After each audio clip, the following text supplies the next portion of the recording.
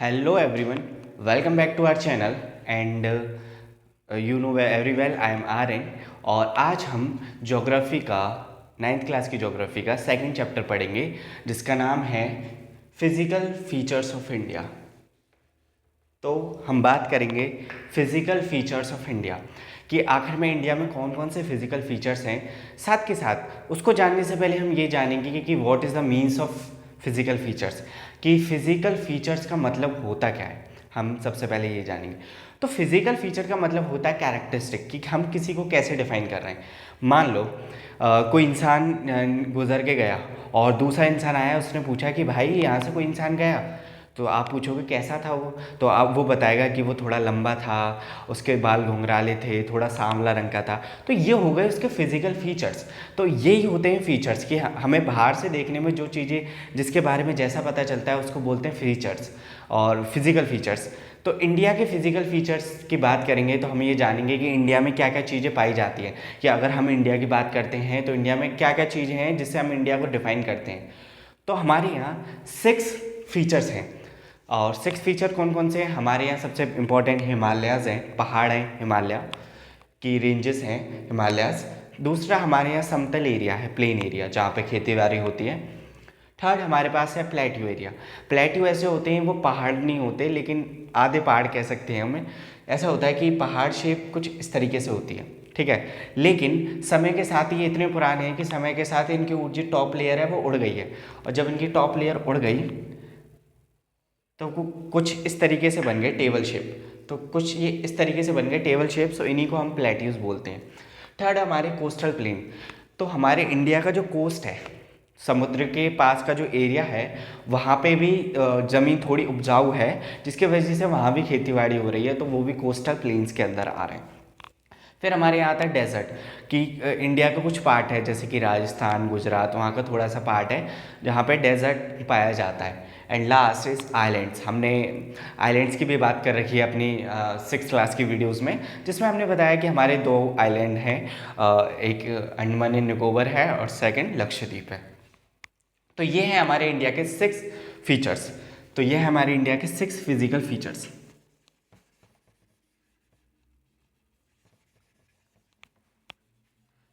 तो physical features में हिमालयाज थे, plain, plateau, coastal plain, desert, ये सारे हमारे हैं 6 फीचर्स जो हमारे इंडिया में पाए जाते हैं। अब ऐसा क्यों है कि इंडिया में इतने सारे फीचर्स पाए जा रहे हैं? ऐसा क्या है इंडिया में कि इतने सारे फीचर्स सिर्फ इंडिया में? और भी कंट्रीज़ हैं, लेकिन इंडिया में एक ऐसी कंट्री है जिसमें बहुत ज़्यादा डाइवर्सिटी है और इतने सारे फिजिकल फीचर्स हैं, और इन्हीं फिजिकल फीचर्स की वजह से हमारे इंडिया में अलग अलग तरह की डाइवर्सिटी भी पाई जाती है। तो ऐसा क्यों है? तो आइए हम जानते हैं उनके रीजंस के बारे में। सबसे पहला, अगर हम ये इंडिया का नीचे का सदर्न एरिया है, तो ये है हमारा कोस्टल प्लेन, ठीक है। ये है हमारा कोस्टल प्लेन का एरिया। यहाँ हमारे आता है लक्षद्वीप, यहाँ हमारे आता है अंडमान एंड निकोबार आइलैंड, ठीक है। तो क्या होता है, ये अभी समुद्र के पास है तो यहाँ कोस्ट है, कोस्ट मिल गया हमें, है ना। कोस्ट यहाँ हमें यहाँ मिल गया तो कोस्टल प्लेन बन गई। तो एक फीचर ये हो गया। साथ में हमारा ओशियन भी है, ओशियन के पास हमें हमारे कुछ आइलैंड्स हैं, तो एक लक्षद्वीप और एक अंडमान एंड निकोबार आइलैंड हमें मिल गया। तो ये हो गया। अगर हम हिमालयाज़ की बात करें, कि अगर यहाँ शॉर्ट में हम डिस्कस करेंगे कि हिमालयाज़ का फॉर्मेशन कैसे हुआ था और इंडिया में इतने फीचर्स क्यों हैं, क्योंकि इंडिया 2 लैंडमास का मिक्सचर है। किस किस का? अंगारा लैंड एंड गोंडवाना लैंड। अब ये क्या है अंगारा लैंड एंड गोंडवाना लैंड? तो जब बहुत पहले, मिलियनों साल पहले, एक सुपर कॉन्टिनेंट था जिसका नाम था पेंजिया। एक सुपर कॉन्टिनेंट था जिसका नाम था पेंजिया, बहुत मिलियनों साल पहले। तो क्या हुआ, धीरे धीरे उसमें डिवीज़न होने लगा। प्लेट, नीचे प्लेट होती हैं जो इस लैंड मास के और समुद्र के नीचे प्लेट होती हैं, जो ऐसे मतलब हिलती रहती हैं, जिसकी वजह से कोई चीज़ एक दूसरे से पास आती है और कोई चीज़ दूर जाती है, ठीक है। तो क्या हुआ, इसके बीच में ऊपर का एक एरिया बनने लगा, नीचे का एक एरिया बनने लगा, और इसके बीच में से जो जो रिवर जाती, जो सी जाती थी, वो थी टिथिस सी। तो इसके बीच में तो टिथस ही जाती थी।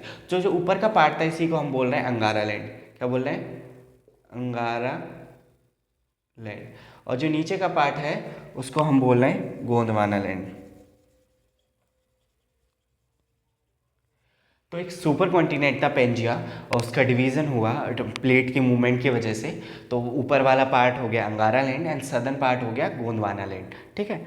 तो हमारा जो इंडिया है, जो हमारे इंडिया है वो इन दोनों पार्ट का मिक्सचर है। इन दोनों पार्ट का अंगारा लैंड और गोंडवाना लैंड दोनों पार्ट का मिक्सचर है। तो मिक्सचर कैसे है हमारा इंडिया?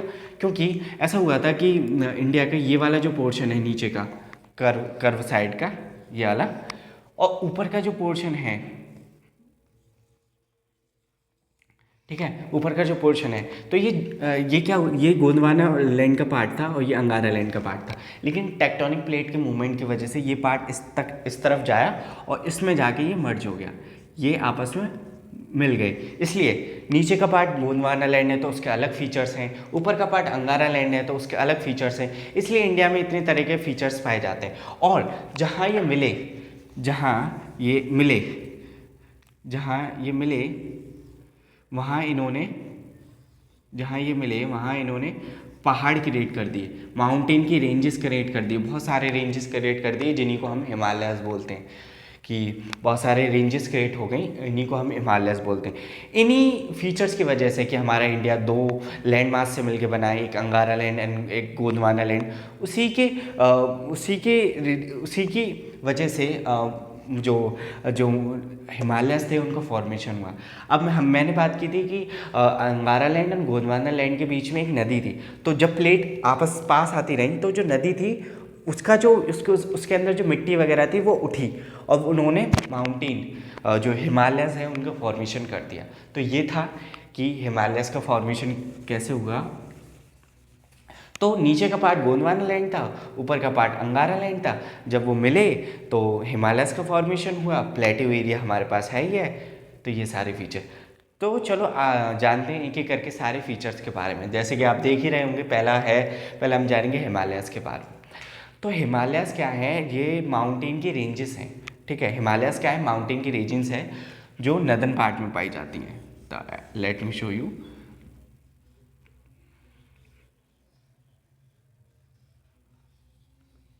ठीक है, तो इस पार्ट में जो रेंजेस आती हैं उनको हम बोलते हैं हिमालयस। तो हिमालयस की रेंजेस हैं और इनकी अगर हम लेंथ की बात करें, है ना, लेंथ की बात करें तो इट इज़ अबाउट 2400 किलोमीटर। यहाँ से यहाँ तक 2400 किलोमीटर की रेंज है। अगर वही हम विड्थ की बात करें कि ये कितनी चौड़ाई है इन प्लेन्स की, अगर इस तरीके से बात करें तो ये है 2400 किलोमीटर। अगर हम विड्थ की बात करें चौड़ाई की तो वो है 150 से 400 किलोमीटर के बीच में। क्योंकि यहाँ थोड़े 150 के आसपास हैं, यहाँ से बढ़ते जाते हैं, यहाँ 400 के आसपास हो जाते हैं। तो 150 से 400 के आसपास की इनकी विड्थ पाई जाती है। तो ये थे हिमालयस के बारे में। इनको हमने 3 पार्ट्स में डिवाइड किया। इन हिमालयस को हमने 3 पार्ट्स में डिवाइड किया। रेंजेस के बेसिस पे हिमालयस को हमने 3 पार्ट में डिवाइड किया। तो first is Himadri, Himachal and Shivalik. तो सबसे ऊपर जो रेंजेस आती हैं उनको हम बोलते हैं हिमाद्री, उसके बाद बीच में जो रेंजेस आती हैं उनको हम बोलते हैं हिमाचल, और लास्ट में जो रेंजेस आती हैं उनको हम बोलते हैं शिवालिक। अगर इनकी हम एवरेज हाइट की बात करें तो जो हिमाद्री है वो नियर अबाउट 6000 मीटर है।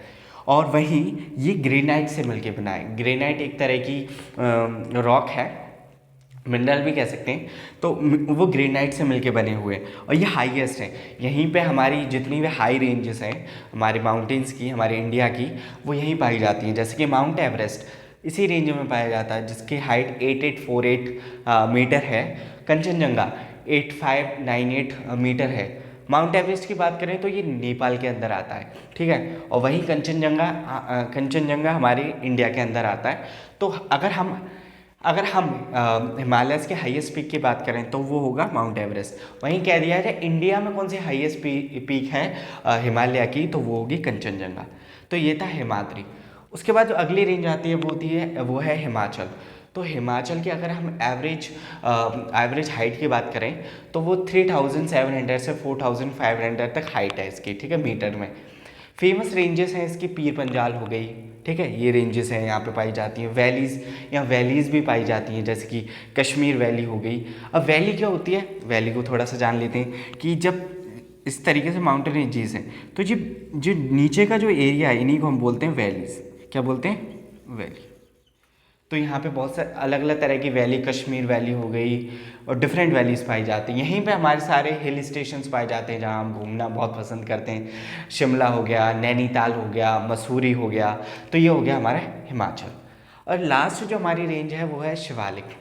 तो शिवालिक क्या है, इसकी एवरेज हाइट थोड़ी और, देखो शुरुआत में एवरेज हाइट ज़्यादा थी, फिर थोड़ी कम हुई, फिर उसके बाद और कम हुई। तो इसकी एवरेज जो हाइट है वो 900 से 1100 मीटर के आसपास है। इसमें लूज सेडिमेंट, जो सेडिमेंट से जिससे ये बना हुआ है, सेडिमेंट से मिलके वो थोड़ी लूज है। एंड सेकंड, ये लॉन्गिट्यूडनल वैली है, इसकी वैली बहुत लॉन्गिट्यूडनल होती हैं, ऐसे मतलब स्टीप शेप की वैलीज़ होती हैं थोड़ी, ठीक है। बहुत ही जैसे ये पहाड़ हैं तो ये वैली बहुत स्टीप शेप की होगी, लॉन्गिट्यूडनल वैलीज़ होती हैं इनके। इट इज़ वर्टिकल वैलीज, ठीक है। तो ये है शिवालिक की। तो ये था हमारे हिमालयस के बारे में। अब थोड़ा इम्पोर्टेंस के बारे में जान लेते कि हिमालयस का इम्पोर्टेंस क्या है। देखो यहाँ हमारे ऊपर जाके साइबेरिया वगैरह है, ठंडे इलाके, तो यहाँ से ठंडी हवाएं आती हैं। जब ठंडी हवाएं आती हैं तो जो हमारे जो हिमालयस है उन ठंडी हवाओं को हमारी इंडिया के अंदर घुसने नहीं देता, जिसकी वजह से हमारे यहाँ इतनी ठंड नहीं पड़ती। नहीं तो इतनी ठंड पड़ेगी कि हम पे उस चीज़ को, हम उस चीज़ को अडेप्ट ही नहीं कर पाएंगे इतनी जल्दी। इन एरियाओं में तो ठंड पड़ती है, बर्फ़बारी भी होती है, लेकिन नीचे की साइड जाएंगे हम तो वहाँ बर्फ़बारी और देखने को नहीं मिलती इतनी जल्दी, और मिलती ही नहीं है ज़्यादातर। तो क्योंकि साइबेरियन विंड्स आ नहीं पाती वहाँ तक, ठीक है। तो ये है कि हमारे हिमालय का हमेशा से इम्पोर्टेंस रही है कि वो ब्लॉकेज की तरह खड़ा है। दूसरी चीज़, यहीं से बहुत सारी नदियाँ निकलती हैं जिसकी वजह से हमें पानी मिल पाता है, हमारी खेती बाड़ी के लिए पानी मिलता है। तीसरी चीज़, यहाँ पे बहुत सारे ऐसे प्लांट्स वगैरह हैं, मेडिसिन्स हैं, जिससे हम मेडिसिन्स बनाते हैं। ऐसे प्लांट्स हैं जिनसे मेडिसिन्स बनती हैं। तो ये जो हमारा हिमालयस है वो बहुत इम्पोर्टेंट है। तो ये था हमारा पहला फिज़िकल फीचर ऑफ इंडिया। यह है हमारा इंडिया का पहला फिजिकल फीचर। अब बात करते हैं हम second physical feature of India. Second feature की बात करें तो वो है प्लेन। सेकंड फीचर की बात करें तो वो क्या है, प्लेन एरिया। अब प्लेन एरिया क्या होता है, प्लेन एरिया क्या होता है थोड़ा सा डिस्क्राइब करते हैं। जैसे कि ये पहाड़ थे, ठीक है, ये पहाड़ थे, तो क्या हुआ, यहीं से नदियाँ निकल रही हैं पहाड़ों से इधर करके, आगे जाके ये कहीं ना कहीं एक दूसरे से मिल जाएंगी, ठीक है, ठीक है। पहाड़ों से नदियाँ निकल रही हैं। अब ये नदियाँ निकल रही हैं तो ये अपने साथ ना सेडिमेंट लेके आ रही है, पत्थर। सेडिमेंट का मतलब क्या है, ये पत्थरों को लेके आ रही हैं। और पत्थर जब पानी के साथ आते जाएंगे तो टूटते हुए आते हैं, और टूटते हुए आते हैं तो वो जब नीचे तक पहुँचते हैं तो वो रेत बन जाता है, एक मिट्टी बन जाती है, वो है ना, वो पत्थर रहते नहीं है, वो मिट्टी बन जाती है। तो वो यहाँ सेडिमेंट को इकट्ठा कर देंगे, ठीक है, इस एरिया में सेडिमेंट को इकट्ठा कर देंगे। इस एरिया में वो सेडिमेंट को इकट्ठा कर देंगे। अब जब वो सेडिमेंट को इकट्ठा कर देंगे और जो रॉक्स, जिन पत्थरों को वो तोड़ के आ रहे हैं उनमें मिनरल्स हैं बहुत सारे, तो ये ज़मीन बन जाएगी बहुत ज़्यादा उपजाऊ, जहाँ पे हम खेती बाड़ी कर सकते हैं, हम एग्रीकल्चर कर सकते हैं, ठीक है। तो इसी एरिया को हम बोलते हैं प्लेन एरिया, ठीक है।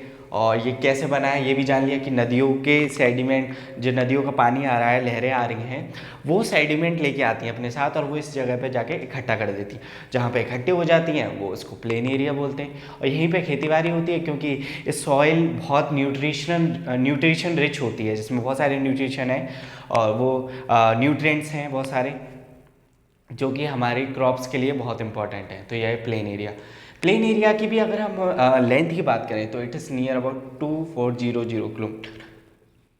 जिस तरीके से हिमालयाज़ हैं वो भी 2400 किलोमीटर के आसपास है उनकी लंबाई, इसी की प्लेन एरिया की भी लंबाई 2400 किलोमीटर के आसपास है। और इसकी विड्थ की बात करें तो इट इज़ 150 से 300 किलोमीटर की इसकी रेंज है, इस तरीके से रेंज आती है। और ये सबसे ज़्यादा फर्टाइल एरिया है, सबसे ज़्यादा फर्टाइल एरिया है। ये सबसे ज़्यादा जो प्लेन एरिया है वो सबसे ज़्यादा फर्टाइल एरिया है। दूसरी चीज़, अभी किस किस स्टेट में आता होगा, तो थोड़ा सा मैप बना के दिखा देता हूँ।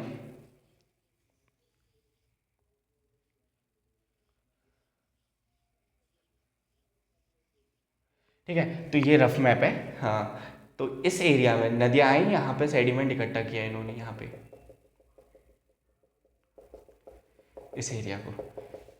इस एरिया को हम बोल रहे हैं प्लेन्स, क्योंकि ये बहुत फर्टाइल एरिया है। और यहीं पे जो ऊपर से जो माउंटेन से जो नदियाँ आ रही हैं वहाँ यहाँ पे सेडिमेंट इकट्ठा कर रही हैं, तो ये हो गया हमारा प्लेन एरिया। अब प्लेन एरिया को भी हम डिवाइड करते हैं किस तरीके से। देखो, डिवीज़न दो तरीके से हो सकते हैं। हम नॉर्थ से साउथ कर सकते हैं, जिस तरीके से हमने हिमालयाज़ का किया था कि पहले हिमाद्री, फिर हिमाचल, फिर शिवालिक। उसी तरीके से जो प्लेन एरिया उसका दो तरीके से कर सकते हैं। हम नॉर्थ से साउथ कर सकते हैं, नॉर्थ से साउथ कर सकते हैं, या फिर हम वेस्ट से ईस्ट कर सकते हैं, वेस्ट से ईस्ट कर सकते हैं। तो हम दो तरीके से डिवाइड कर सकते हैं। तो अभी पहले जानते हैं कि वेस्ट से ईस्ट कैसे कर रहे हैं हम इसको डिवाइड। तो वेस्ट से ईस्ट कर रहे हैं कि सबसे पहले जो एरिया आ रहा है, जैसे ये है हमारा प्लेन एरिया, तो जो ऊपर का पार्ट है वो पंजाब साइड में आ रहा है, तो इसको हमने बोल दिया Punjab planes.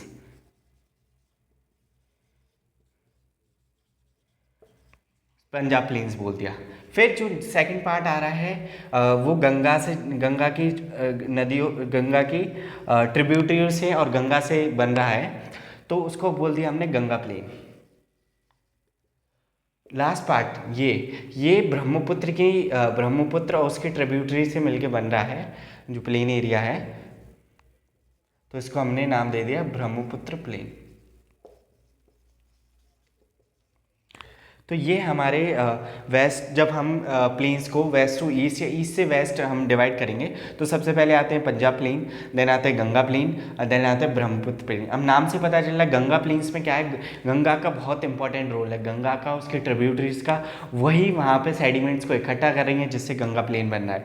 First Punjab plane, अब ये पंजाब प्लेन कैसे बनना है, यहाँ से जा रही है इंडस और उसके ट्रिब्यूटरीज, तो इंडस और उसके ट्रिब्यूटरीज मिलके पंजाब प्लेन्स को क्रिएट कर रही हैं। थर्ड हमारा ब्रह्मपुत्र प्लेन, ब्रह्मपुत्र प्लेन में क्या है, ब्रह्मपुत्र और उसकी ट्रिब्यूटरी ब्रह्मपुत्र प्लेन को क्रिएट कर रही हैं। तो ये था हमारे वेस्ट टू ईस्ट डिवीजन।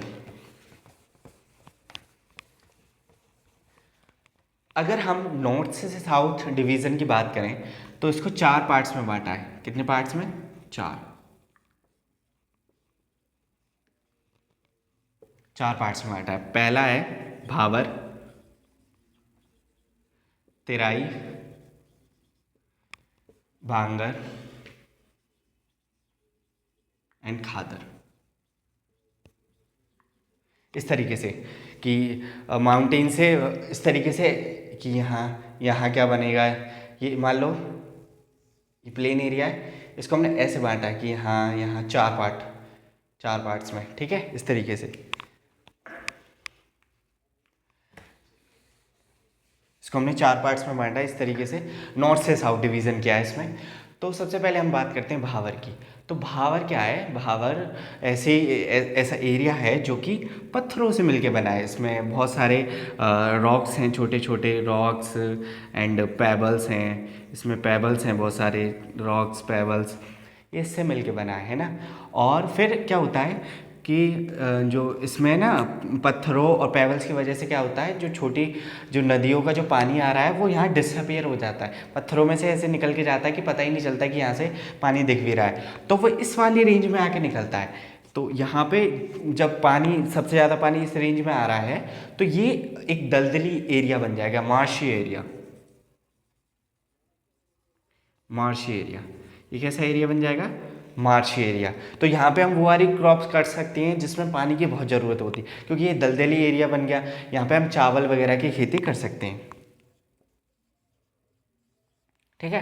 तो भावर में क्या था कि रॉक्स और पेबल्स थे, तो जो स्टीम आ रही है, पानी जो आ रहा है नदियों का, वो यहाँ पे डिसअपियर हो जाएगा और वो यहाँ आके दिखेगा, कहाँ पे, तेराई में आके। तो यहाँ पे जो एरिया जो क्रिएट होगा वो है मार्शी एरिया क्रिएट होगा। और मार्शी एरिया होने की वजह से, दलदली एरिया होने की वजह से यहाँ पे ऐसे क्रॉप्स हम उगा सकते हैं जिनको पानी की रिक्वायरमेंट ज़्यादा होती है, जैसे कि हमारे राइस। थर्ड हमारा है भांगर। तो इसे बोलते हैं ओल्ड एलुवियल। जो भांगर है वो ओल्ड एलुवियल से मिलके बना है। एलुवियल नाम की एक सॉइल होती है जो कि बहुत ज़्यादा फर्टाइल होती है और हमारे प्लेन एरिया में ज़्यादातर वही एलुवियल सॉइल पाई जाती है। तो भांगर में क्या है कि ओल्ड एलुवियल है, कि मतलब एलुवियल आ गई है, इकट्ठी हो गई है, लेकिन वो ओल्ड है, पुरानी है, वो बार बार रिन्यू नहीं हो रही है। क्योंकि ऐसा होता है जैसे ये स्ट्रीम्स, ये एक स्ट्रीम जा रही है पानी की और ये दूसरी स्ट्रीम है, ठीक है। तो यहाँ जो एरिया जो बच गया ये थोड़ा उठा हुआ एरिया है। अब है तो यहाँ एलुवियल सॉइल ही, लेकिन ये उठा हुआ एरिया है। तो जो पानी है लहरों का, नदियों का, वो इसके ऊपर आ नहीं पा रहे हैं, तो ये वैसे का वैसा ही है, ओल्ड एलुवियल है। और लास्ट है हमारी खादर। खादर होगी न्यू एलुवियल। इसको न्यू एलुवियल इसलिए कहते हैं क्योंकि यहाँ पे खादर है न्यू एलुवियल, इसमें नई एलुवियल सॉइल पाई जाती है और जो कि हर साल रिन्यू होती है। हर साल नदी आती हैं इस एरिया में, जाती हैं तो अपने साथ सेडिमेंट लाती हैं, और सेडिमेंट ऐसा होता है जो इस सॉइल को और ज़्यादा फर्टाइल बना सकता है। तो हम कह सकते हैं जो बेस्ट सॉइल है वो यही है, और बेस्ट जो एरिया है वो यही है खादर का, जहाँ पे सबसे ज़्यादा फर्टाइल ज़मीन है और जहाँ सबसे ज़्यादा खेती की जा सकती है। तो ये है हमारा न्यू एलुवियल। तो ये था हमारा प्लेन, कि हमने प्लेन्स को किस तरीके से डिवाइड किया है। अब जान लेते हैं कि what are the values of plain. Plain कैसे इंपॉर्टेंट है। हम अपनी हिस्ट्री से लेके अब तक सबसे ज़्यादा एग्रीकल्चर पर डिपेंडेंट है, क्योंकि वही हमारा बेसिक सोर्स है फूड का। हाँ, जो हमारे जो एग्रीकल्चर है, और एग्रीकल्चर जो हो रहा है वो किस ज़मीन पे हो रहा है, तो वो ऐसी ज़मीन पे हो रहा है जो कि उपजाऊ है। इसलिए प्लेन एरिया बहुत इंपॉर्टेंट है। और ये प्लेन एरिया जैसे कि पंजाब हो गया, और हमारे यूपी हो गया, बिहार हो गया, मध्य प्रदेश हो गया, थोड़ा गुजरात का पार्ट, थोड़ा राजस्थान का पार्ट, और यहाँ पे नॉर्थ ईस्ट में भी नीचे की साइड, बंगाल की साइड, यहाँ ये सारा प्लेन एरिया फैला हुआ है, जहाँ पे अलग अलग तरह की फसलें उगाई जाती हैं, जिससे हमारे इंडिया जो है वो सेल्फ डिपेंडेंट हो रही है फूड इंडस्ट्री में और फूड कल्चर में।